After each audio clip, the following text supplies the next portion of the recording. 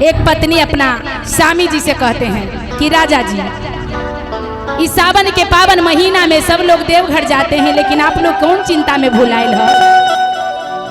गौरा रानी करें अपना स्वामी जी से जैसे महादेव करें अपना पत्नी से, दोनों मिल के आपस में विचार कर रहे हैं। लेकिन गौरा रानी महादेव से गुस्सा के इस सावन के महीना में अपना नहिरा चल गेलन कि हे भोले, सब दिन तो कम तंग कर, लेकिन सावन के महीना में तू हमरा के ज्यादा तंग कर, इसीलिए हम अपना नहिरा चल जाए।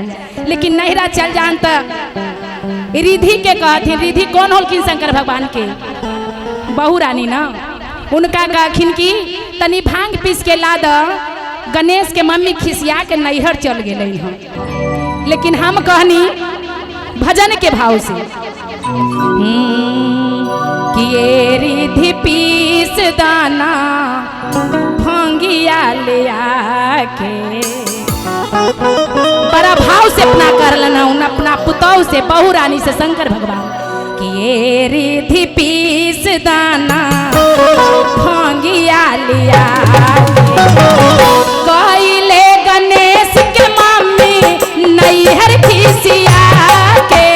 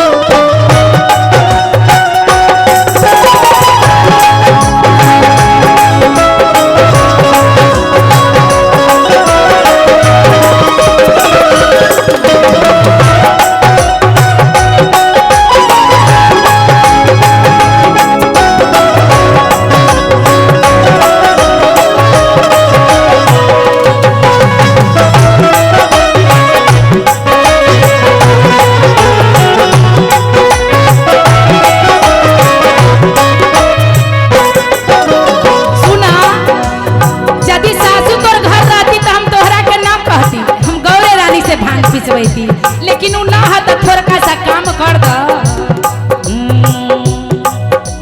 सासु तोहरे रहती तोहके न कहती,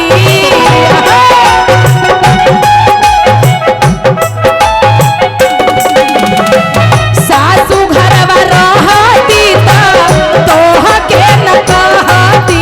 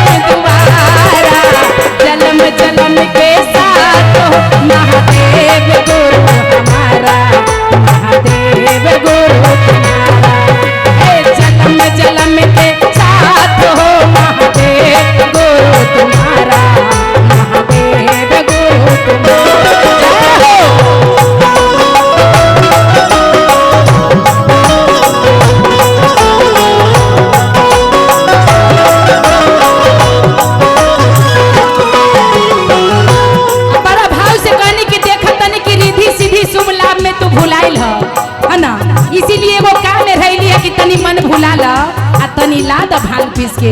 ए बात मानब न मानब तनी हाथ उठा के ताली बजा के। रिधि सीधी शुभ लाभ में रहला